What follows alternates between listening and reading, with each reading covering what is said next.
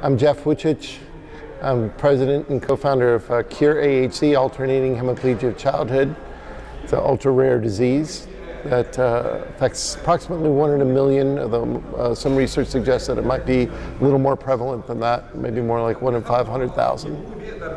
The hallmark of this disease are these bouts of temporary paralysis that alternate from one side of the body to the other, or sometimes engulf the entire body, last anywhere from minutes to days at a time.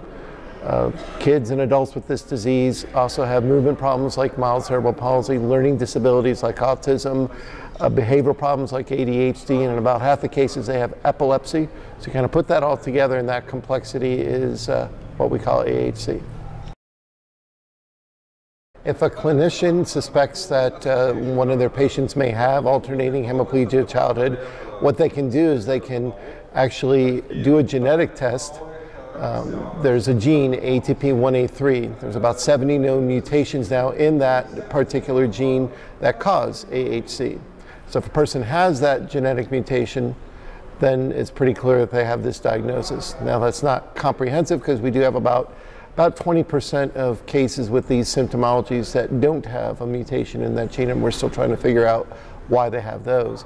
But this would be a great definitive way to say if they do have this mutation, and they definitely have AHC.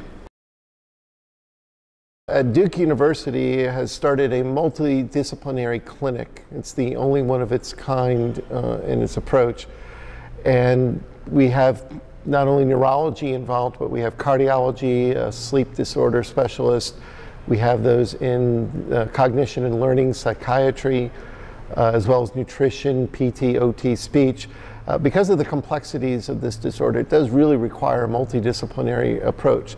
So we're not only helping to create custom treatment plans for our champions, as we call them, but also helping to drive the research further.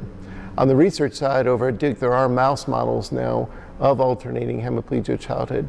There are over 70 mutations that are causative, as I said, for this condition. But there are 2 that are very common, and we have mouse models of both of those. We've had published research that has come from that showing that they are a very good model. They do demonstrate all the symptomology that are seen in humans. So now the process, of course, is to look for ways to treat that, to reverse that. And there are a number of different directions that Duke and the collaborative team around the world are looking at to correct that.